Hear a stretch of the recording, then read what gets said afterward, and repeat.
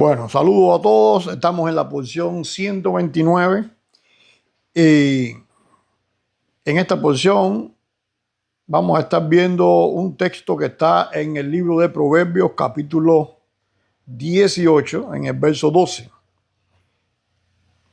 El libro de Proverbios es un libro muy interesante porque la gente piensa que simplemente son, como se llama proverbios, pues que son proverbios, ¿eh? O sea, dichos y cosas de la época. Pero el libro de Proverbios es un libro de psicología. Es más profundo que lo que las personas piensan. Por eso es que precisamente mucha gente no lo entiende. O sea, tú puedes tener una lectura del libro de Proverbios acerca de los proverbios. Por ejemplo, este mismo dice, antes del quebrantamiento se eleva el corazón del hombre y antes de la honra es el abatimiento. Entonces, parece también como que lo que dice solamente es acerca de la humildad, el ser quebrantado, el ser. Pero cuando tú entiendes la cosmovisión, el pensamiento hebreo, como mismo hoy, por ejemplo, nosotros en la cultura nuestra occidental, cuando nosotros decimos, si vivimos por acá, por el Caribe, decimos, hay buen clima. Automáticamente, ¿qué cosa es buen clima para nosotros? Que se puede ir a la playa. Que implica toda una serie de cosas que van parejo a ese buen clima. ¿Por qué? Porque en nuestra cosmovisión está esas primicias, esos detalles. Pero, por ejemplo, si tú hablas con una persona en Alaska y tú le dices a esa persona en Alaska, esa persona te dice, hay buen clima, no vayas a pensar nunca que te vas a bañar en la playa. Porque aunque estés en la mitad del verano, no se puede entrar al agua en la playa. Entonces es otra perspectiva. ¿Qué implica para ellos, por ejemplo, buen clima?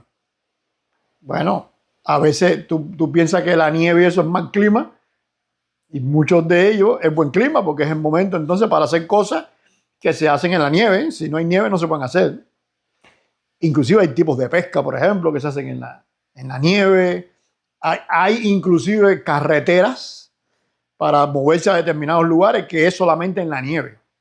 Porque son los ríos que se hacen hielo y en ese tiempo tú te puedes mover entonces por ese río como si fuera una carretera.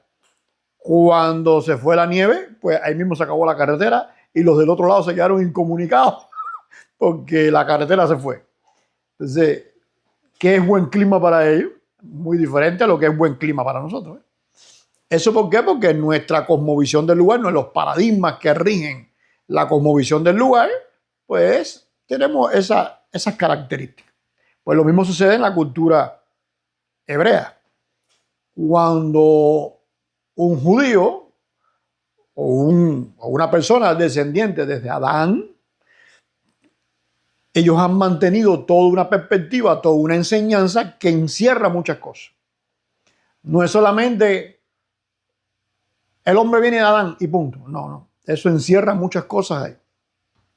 Entre las cosas que encierran está lo que es el hombre en su espíritu. Y lo que es el hombre en su espíritu es lo que es el hombre en su comportamiento, en su diario andar. Por eso decía que el libro de Proverbios es un libro de psicología. ¿Qué quiere decir psicología? El estudio del alma. Psicoalma, logía, estudio, el estudio del alma.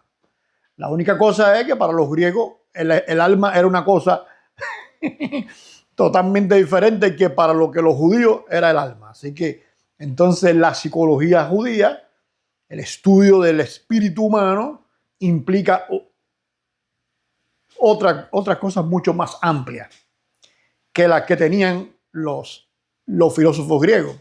Los filósofos griegos, por ejemplo, no sabían de dónde salió el mundo. E inclusive algunos empezaron a hablar de ese tema y otros famosos, como Sócrates, por ejemplo, los criticaban. Oye, no hable de eso, que ustedes ni estuvieron en aquella época, ni tienen ni idea de eso, ni aquí nosotros tenemos nada que nos explique cómo era aquello en aquella época. Pero los hebreos sí. Los hebreos tienen el libro de Génesis. Y mucho antes de Sócrates, pues tenemos a Moisés hablando del libro de Génesis, recopilando los textos que hoy tenemos como Génesis. Entonces Moisés te dice, este es el Sefer, este es el libro de las genealogías de Adán. ¿Qué quiere decir? Este es el libro simple, que él está leyendo un libro que son las genealogías de Adán. No quiere decir que Moisés lo inventó ni nada por el estilo, sino que él está teniendo un libro que son las genealogías de Adán y eso lo va a transcribir y lo va a poner dentro de la Torá. Y es lo que nosotros tenemos hoy como el libro de Génesis o los primeros capítulos del libro de Génesis. Cada vez que usted pasa de un capítulo a otro y a 2 y 3 capítulos, usted va a ver que dice, y estas son las genealogías de fulano, y estas son el libro de la... ¿Por qué? Porque Moisés recopiló varios libros, porque Moisés no vivió esa época. Eso pasó 3000 años antes de Moisés. Entonces él no vivió, Moisés no conoció a Adán. ¿Entiendes? Entonces él recopiló eso. Los filósofos griegos no tenían eso.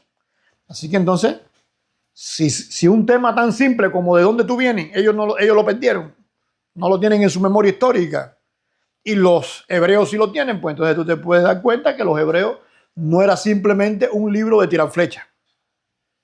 Es un libro, el libro de los hebreos no, los libros hebreos son recopilación de sabiduría, historia que trascendió. O sea, ellos se ocuparon de eso. Mientras otros pueblos invadían, daban candela, mataban a todo el mundo y se olvidaban de dónde salieron los otros, ni de dónde vinieron ellos, los hebreos no. Los hebreos sí les importaba de dónde vinieron ellos, quién es Dios, por qué nosotros adoramos a Dios, cómo nosotros... Ve, todos esos detalles, ellos sí les interesaba, lo guardaron, fueron, ¿cómo se llama? Bibliotecarios, voy a decir, de eso. Otras culturas de aquella época también lo hicieron, por eso hoy tenemos algunos escritos de algunas otras culturas que inclusive, ¿cómo se llama? Armonizan con los textos hebreos. Pero los descendientes de esa gente que escribieron algo, pues también se olvidaron de ellos, así que no hay nada de eso tampoco. O sea, ningún pueblo heredó eso. Te encuentras un yacimiento arqueológico donde aparecen tablillas que te hablan de algo así, pero los descendientes de esa gente no transmitieron eso. ¿Ya me entiendes? Entonces nosotros nos enteramos que existe porque abrimos un hueco y no encontramos las tablillas. En el caso de los hebreos, no. Ellos, su historia les ha acompañado toda la vida hasta hoy. Entonces, por ejemplo, cuando tú tienes el libro de los Salmos, escrito por David, David es un matasiete. Como diríamos nosotros en Cuba, ¿eh? ¿Qué cosa es David? Un matasiete. Tipo que se faja con un león y mata un león. Y un tipo que se faja con los filisteos y le arranca la cabeza y los corta en... Pero por otro lado te escribe un salmo que tú dices, parece una mujer hablando, o sea, una finura, porque en la cultura hebrea, al recepcionar eso y guardar eso, pues no solamente es esa acción de matasiete, sino que eran matasiete instruidos, cultos, no le quedaba más remedio que matar a 7, ¿entiendes? No era que a ellos les agradaba hacerlo ni nada por el estilo. David, ¿qué cosa era? ¿Dónde David aprendió a matar filisteos? Bueno, matando leones y osos. ¿Y dónde aprendió a matar osos y leones? Cuidando ovejas. Entonces, él no aprendió a matar osos porque él le encantaba la cacería, no. Es porque si no mataba al oso, las osos se comían las ovejas. Tenía que cuidar, los leones tenía que cuidarlos. ¿Ya entienden? Así que, y lo que hizo famoso David, que mató a Goliat, que era un gigante y todo aquello, ¿por qué David hizo eso? Bueno, porque el ejército de Israel tenía miedo. Y él era un muchacho, un jovencito, y dijo, bueno, si yo mato a un oso, ¿cómo no voy a matar a este? Esta gente le tiene miedo porque no han tenido la experiencia mía, que yo he matado a un oso. Así que, vamos fan. Y mató y se hizo famoso. Pero lo que quiero decir que no son personas, o sea, la cultura hebrea no es simplemente esa cosa burda que muchas veces nosotros interpretamos de la historia antigua. ¿Ves? Nos imaginamos a David, a veces te lo pintan como un picapiedra. Y no es así. Ahora, el libro de los Proverbios es un libro de principio a final lleno de sabiduría. ¿De sabiduría de quién? de Salomón. ¿Lo escribió Salomón? No estamos seguros. Pero de que es lo que Salomón hablaba, sí. El libro se llama Sabidurías, se llama Cogelet, que quiere decir el predicador. O sea, se fueron anotando las cosas que decía Salomón y se escribieron. Y entonces cuando tú lees Proverbios, no siempre, pero en el 90% del texto, cada versículo es un proverbio. Entonces, ¿cuántos proverbios hay? Cientos. Y esos proverbios no son simplemente, por ejemplo, nosotros en Cuba, los cubanos que me escuchan y en otros países también, porque es lo mismo, pasa lo mismo. Y más los caribeños, los caribeños no, los latinos, que digan. Que tenemos esa herencia española. Pues tenemos también los dichos. Por allá en Cuba yo tenía un libro que a mí me gustaba mucho de joven, que se llamaba Gazapos, Dichos y Gazapos, algo así. Y me gustaba porque tenía muchos dichos, y a mí siempre me ha gustado eso de los dichos, ¿ves? Porque los veía graciosos y a la vez uno aprende de eso, ¿ves? Porque es sabiduría, como quiera que tú lo pongas.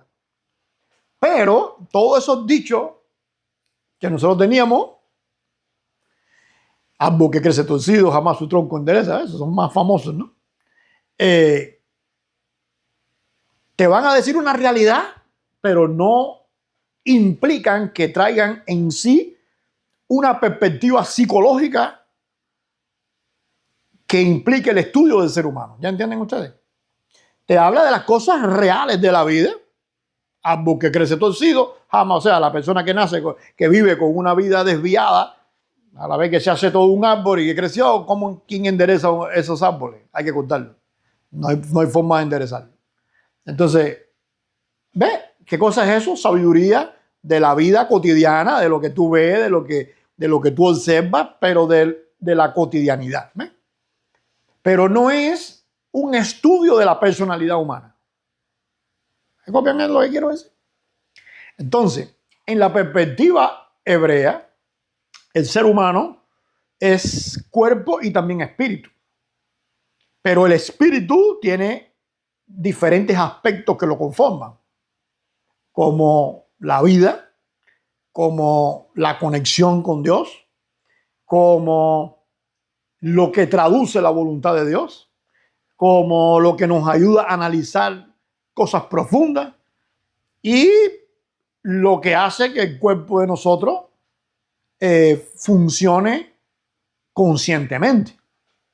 Entonces, todo eso conforma al ser humano. Pero a la vez, ese espíritu del ser humano que tiene todos esos aspectos, también tiene capacidades o virtudes, que son la sabiduría, la inteligencia.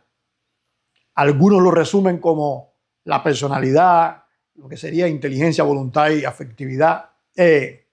Inteligencia, afectividad y voluntad en diferentes dimensiones, y cada una de ellas pues tiene un conjunto que lo conforman a su vez. Entonces, por ejemplo, el ser humano tiene sabiduría, pero también tiene inteligencia. Sabiduría, ¿qué cosa es? Eso que esa idea que tú tienes, pero tú no sabes todavía distinguirla, ¿ves? Pero tú sabes que algo es bueno o que algo te puede ser bueno. Y tienes esa idea. Voy a hacer esto, pero todavía tú no lo has, ¿cómo se llama? Detallado. Entonces, cuando ya tienes esa idea y empiezas a detallarlo, pues entonces ahí entra la inteligencia. Entonces tú empiezas, bueno, si hago esto primero, después esto, y aquí, y esto, si esto tengo esto, y tal. Pero también tienes el conocimiento. ¿Qué cosa es el conocimiento? Cuando esa idea que tú procesaste, tú detallaste, ahora tú la llevas a la práctica. Cuando tú lo practicas, no es lo mismo conocer algo que, o sea, tener detalles de una cosa que hacerla. Son dos formas de aprender diferentes. De hecho, hoy la educación, por ejemplo, ha descubierto el agua tibia, y los pedagogos, pues entonces te dicen que la mejor forma de aprender es haciendo. Claro, porque eso Eso conforma el conocimiento. Eso es más viejo que andar a pie, pero hoy ellos como que se lo desayunaron, ¿ves? Entonces, ahora también tienes, aparte de ese esquema que sería el esquema consciente de inteligencia y toda esa historia, tiene también lo que sería entonces el juicio, los límites que tú pones a las cosas. Esto sí, esto no. Esto por qué, esto me conviene, esto no me conviene. Esto es... tienes también entonces la forma de que ese juicio que ves lo que te conviene y no te conviene, pues también cómo llevarle eso en función de otras personas, no en función tuyo solamente. Y una cosa puede ser buena para ti, pero darte cuenta que es malo para otro. Y entonces tú dices, bueno, no puedo hacer solamente lo que yo quiera porque yo considero que es bueno, porque a otra persona le hace daño, entonces yo no lo voy a hacer. Tú ves las madres, por ejemplo, que tienen que dar el pecho a un hijo y están... Yo vi una foto de Elías cuando parió a los otros días que parecía muerta en vida ahí, pero dando el pecho. Entonces tú dices, ¿cómo puede ser algo que ya tú no ves y lo haces?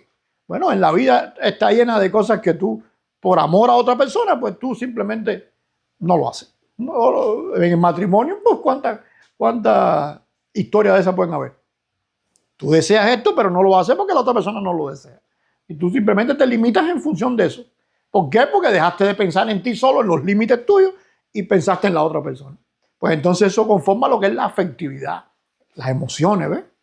Y eso le da una belleza al ser humano. Cuando una persona deja de pensar en sí mismo y también piensa en los... No es que te olvides de ti y piensa en los demás, sino es que no tan solo piensas en ti, sino que también piensas en los demás, pues eso le da una belleza a la persona, ¿ves? Entonces tú te das cuenta que esta persona es diferente, porque no tan solo pensó en ella, sino también pensó en ti. ¿Entiendes? Eso le da una belleza. Y tenemos entonces las capacidades que tienen que ver con el empeño, la perseverancia. O sea, ya tienes una idea, ya la detallaste, ya la experimentaste, ya dijiste, la voy a aplicar en mi vida, la voy a aplicar en la vida de las demás, o no la voy a aplicar en este sí, en este no. Llegaste al segundo nivel y ahora tú necesitas, ¿qué cosa? Perseverar, hacerlo todos los días. Entonces, viene ese otro nivel donde está la perseverancia y viene también lo que sería la sumisión, la humildad. O sea, tengo que hacerlo, voy a hacerlo todos los días, pero la pregunta es, ¿y a los demás eso le conviene? ¿A mí mismo me conviene? O sea, ¿puedo realmente hacerlo todos los días? Tal vez haciéndolo todos los días acabe con los demás o acabe conmigo mismo. Como dice el dicho, hay amores que matan. Entonces tú dices, ok, esto es lo bueno, esto es lo correcto, vamos a hacerlo, voy a perseverar y le pasaste por arriba a los demás. No, no puede ser. Entonces eso es lo que le da entonces el fundamento a la vida. Todo ese esquema conforma ¿qué? Al ser humano. ¿Van ahí conmigo? Ahora, ese fundamento entonces, o sea, disculpen, cada uno de esos tres grupos que están dentro del espíritu y en cada aspecto del espíritu se manifiestan de formas diferentes, porque no es lo mismo detallar en tu inteligencia lo que Dios te está diciendo hacer a detallar en tu inteligencia lo que tú estás viendo en el día de hoy que te corresponde hacer en cuanto al almuerzo. No es lo mismo almorzar que Dios te esté mostrando algo que haya que hacer con respecto a Dios. Porque una cosa es con respecto a Dios y otra cosa es con respecto a tu cuerpo que tú necesitas almorzar. Entonces, en esa dimensión de tu cuerpo se manifiesta de una manera y en esa otra dimensión se manifiesta de otra manera. Entonces, ese primer grupo de inteligencia, sabiduría, conocimiento, va apoyado sobre el grupo de cuál? De misericordia, de juicio, de límites, que te da la belleza. Y esos tres van apoyados entonces sobre cuál otro grupo? sobre el de la perseverancia, porque tú no haces nada con tener detallado una cosa, saber que le conviene a todo el mundo y a la vez no hacerlo. Entonces ya una vez que tú tienes todo eso, tú necesitas ¿qué? Bueno, hay que perseverar en esto, sí. Y también necesitas balancear eso. Hay que perseverar en eso. ¿Cuánto tengo que perseverar en eso? Porque tengo que perseverar en eso al 100% en mi vida, o tengo que perseverar en un por ciento importante o en un por ciento mínimo, o yo soy bueno haciendo eso y por lo tanto no tengo que perseverar mucho porque me es fácil hacerlo. ¿Ves? Todo eso pasa en ese nivel y por eso entonces lo que equilibra ese nivel de abajo es que el fundamento, donde se fundamenta la vida del ser humano, el hacer del ser humano. ¿Van ahí conmigo? Entonces ese fundamento nosotros muchas veces lo pudiéramos interpretar como ser fuerte, ¿ves? Porque el fundamento viene ¿de qué? De fortaleza. La única cosa es que en Dios no siempre la fortaleza es ser fuerte, es ser perseverante. Es también ¿qué cosa? Saber hasta dónde tú llegas, saber tu realidad. Si tú te estás relacionando con Dios, tú tienes que saber que Él es Dios, no tú.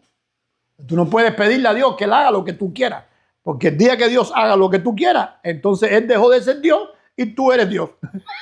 Porque tú eres el que te la sabe toda. Y si tú te la sabes toda, entonces ¿para qué tú le pides a Dios si tú te la sabes toda?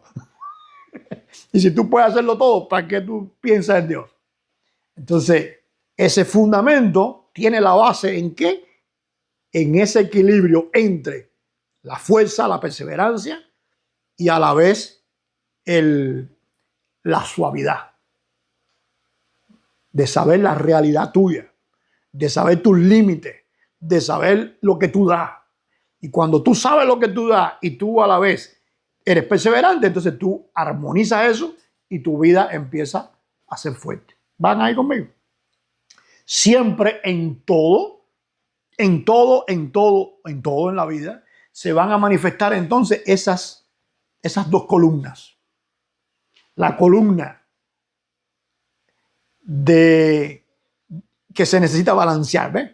Del juicio con la misericordia, de la perseverancia con la sumisión. Siempre hay que estar balanceando eso. Y ese balance entonces te va a dar la belleza, te va a dar el fundamento. ¿Van ahí conmigo? Por eso entonces es que, por ejemplo, vamos a encontrar que Pablo en una ocasión, o sea, Pablo ¿quién es? Todo el mundo el apóstol, como si Pablo lo hubiera parido Sócrates o lo hubiera parido Platón.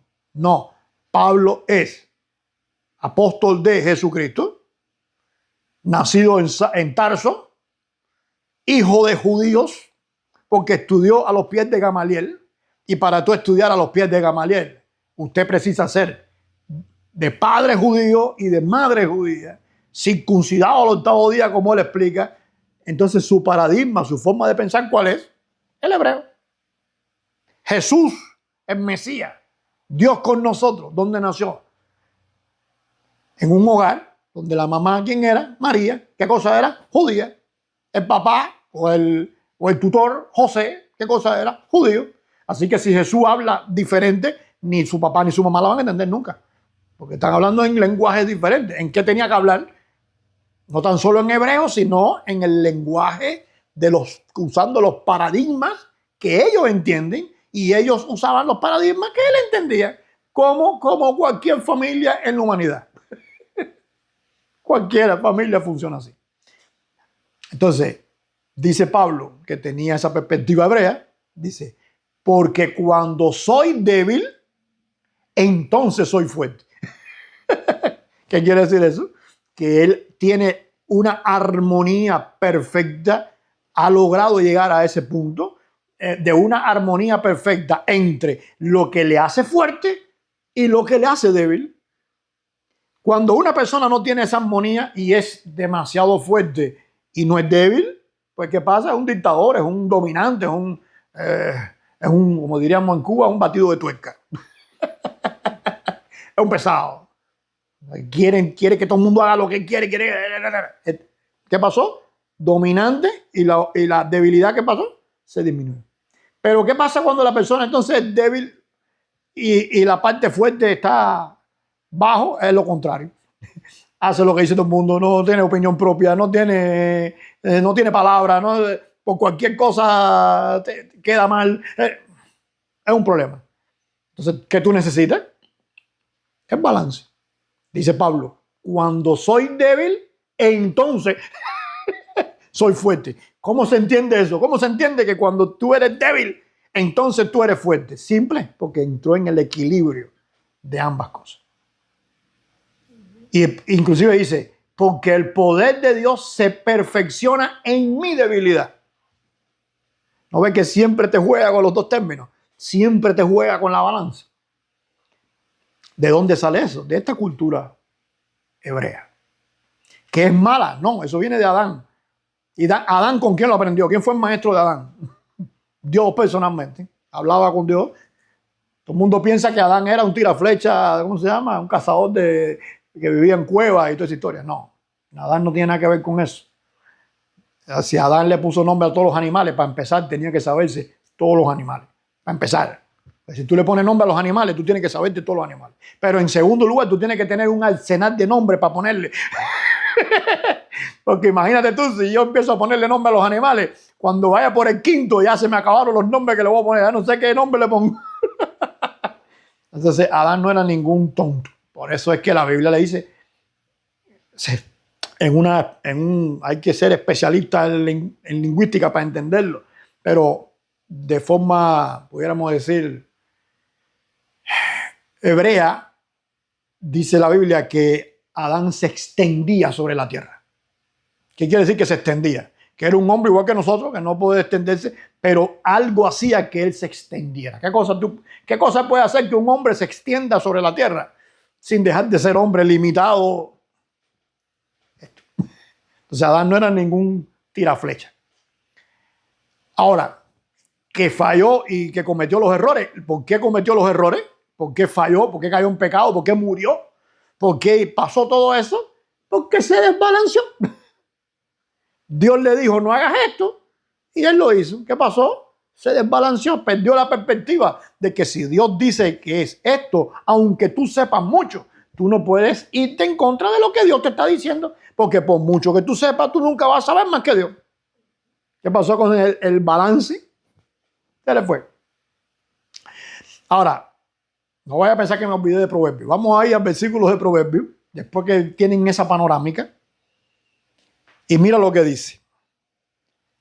Antes del quebrantamiento. La palabra antes ahí, yo estoy leyendo la Reina Varela. No sé cómo lo dirá la versión, la Biblia textual o cualquier otra. Pero en la Reina Varela que estoy diciendo dice antes. En hebreo no dice antes. En hebreo dice en presencia. Estando presente. O sea, está hablando, inclusive utiliza la palabra cara. En la cara. ¿En la cara de qué? En la presencia de qué? Del quebrantamiento. O sea, cuando una persona es quebrantada, ¿qué cosa es quebrantado? ¿Qué cosa es quebrantarse? En primer lugar, es una acción que tú haces. Que tú por ti mismo actúas. Dice, antes del quebrantamiento o en la presencia del quebrantamiento, se eleva el corazón de la persona, el corazón del hombre. ¿Qué pasó? Que cuando la persona es quebrantada, el corazón, ¿qué pasó? Su interior se elevó. ¿De qué te está hablando? ¿Qué cosa es ese quebrantamiento? Simple. Eso que dice Pablo, cuando soy débil, entonces que soy fuerte. Cuando dice Pablo, porque el poder de Dios se perfecciona en mi debilidad. Ese quebrantamiento, ¿qué cosa es? Cuando tú adquieres esa dimensión débil, esa dimensión destruida, que no es enaltecido, que no es que te cree cuatro cosas. ¿Ante quién? Ante Dios primero, ante situaciones.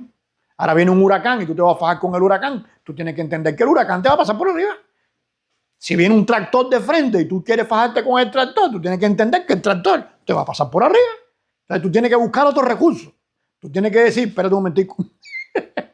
Antes que me pase por arriba, yo tengo que entender que yo no soy nada. ¿Qué hice? Me quebranté, me disminuí, bajé. Como dice en México, bájale 2 rayitas. Bajé esa dimensión. Dice, antes de, en presencia del quebrantamiento, el corazón del hombre se eleva. ¿Qué pasó entonces con esa ¿cómo decir? Perseverancia, con ese ímpetu, con esa fortaleza? Crece. ¿Puede ser posible? Sí, porque estamos hablando de lo que ocurre en el espíritu del ser humano. Y antes de la honra, o sea, fíjate cómo primero te habla del quebrantamiento y ahora te habla de la honra.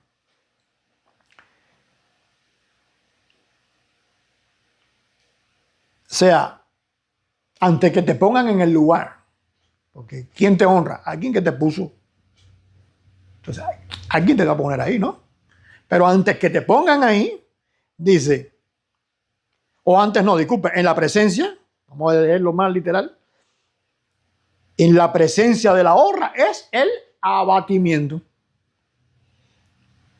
Es la humildad. Es ahí la palabra no es tanto abatimiento como humildad. Es esa actitud. Es vamos a ver cómo lo puedo decir mejor. Lo tengo tan en hebreo en la mente que es ese recipiente. Vamos a decirlo primero en hebreo para después ver cómo lo traduzco. Es ese recipiente de la humildad. O sea, es cuando tú te comportas, no tanto, hay que ser humilde, o es bueno ser humilde, ¿ves? O yo siempre soy humilde. No, es cuando tú estás en acción, en la humildad, en pura humildad. Eres un recipiente de la humildad. Cuando tú te comportas así, entonces, ¿qué pasa? Tú eres honrado. Así que tanto la honra como el quebrantamiento te están describiendo ese fundamento en la vida, eso que soporta la vida, para que tú puedas ir adelante en función de lo que es válido, de lo que vale la pena. Entonces ve cómo el libro de Proverbios no es simplemente Proverbios. Mira cuánto hemos hablado de un solo versículo. Si la Biblia dice que Salomón fue el hombre más sabio, y esto se llama Proverbios de Salomón, tú no puedes pensar que Salomón te está hablando simplemente de cosas de la vida cotidiana. Porque si es sabio, quiere decir que hay una conexión que él está desentrañando, desentrañando, ¿no? ¿Cómo se dice? Desmembrando. Él está desmenuzando, que viene de lo que Dios le está dando. ¿Entienden hasta ahí? Y de lo que Dios le está mostrando. De lo que también ha aprendido a lo largo de los años hasta ahí. Así que cuando leamos el libro de Proverbios, aunque yo quise meterme un poquito más en este texto, pero lo que quiero, mi objetivo hoy es alentar a que se lea el libro de Proverbios no solamente como un libro de dichos buenos, ese sería un nivel, ¿cómo se llama?